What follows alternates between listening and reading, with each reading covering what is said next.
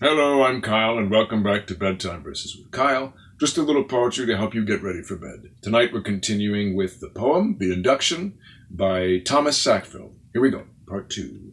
I stretched, and he had just met Sorrow, who ran away shrieking, and he's all freaked out. Here we go.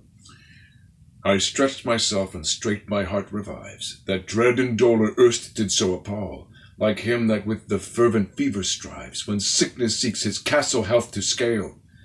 With gathered spirits so forced I fear to avail, and rearing her with anguish all fordone, my spirits returned, and then I thus begun.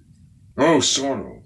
Alas, sith Sorrow is thy name, and that to thee this drear doth well pertain, in vain it were to seek to cease the same, but as a man himself with sorrow slain, so I, alas, do comfort thee in pain, that here in sorrow art forsunk so deep, that at thy sight I can but sigh and weep. I had no sooner spoken of a Psyche, but that the storm so rumbled in her breast, as Aeolus could never roar the like, and showers down rain from her eyne so fast, that all bedrent the place, till at the last, well eased they the dolour of her mind, as rage of rain doth swage the stormy wind. For forth she paced in her fearful tale. Come, come, quoth she, and see what I shall show. Come hear the plaining and the bitter bale of worthy men by fortune overthrow.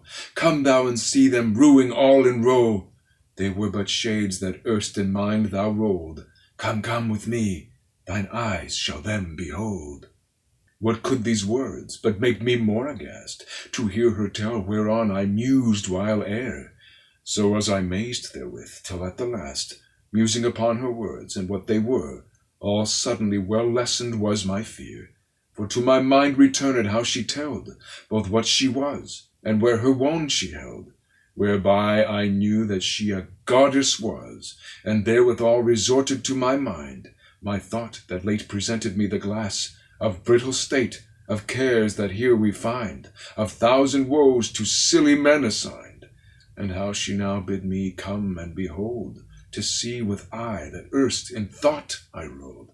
Flat down I fell, and with all reverence adored her, perceiving now that she, a goddess sent by godly providence, in earthly shape thus showed herself to me, to wail and rue this world's uncertainty. And while I honored thus her Godhead's might, with plaining voice these words to me she shrieked. I shall thee guide first to the grisly lake, and thence unto the blissful place of rest, where thou shalt see and hear the plaint they make, that whilom here bear swing among the best. This shalt thou see, but great is the unrest, that thou must bide before thou canst attain unto the dreadful place where these remain. And with these words, as I upraised stood, and gan to follow her that straight forth paced, ere I was ware, into a desert wood we now were come, where hand in hand embraced, she led the way, and through the thick so traced, as but I had been guided by her might, it was no way for any mortal wight. But lo, while thus amid the desert dark we passed on with steps and pace unmeet, a rumbling roar, confused with howl and bark, of dogs, shook all the ground under our feet, and stroked the din within our ears so deep, as half distraught unto the ground I fell, besought return, and not to visit hell. But she, forthwith, uplifting me apace, removed my dread, and with a steadfast mind, bade me come on, for here was now the place where we our travel end should find. Wherewith I arose, and to the place assigned, a-stoined I stalk, when straight we approached near the dreadful place that you will dread to hear. And that's where we end today. More tomorrow.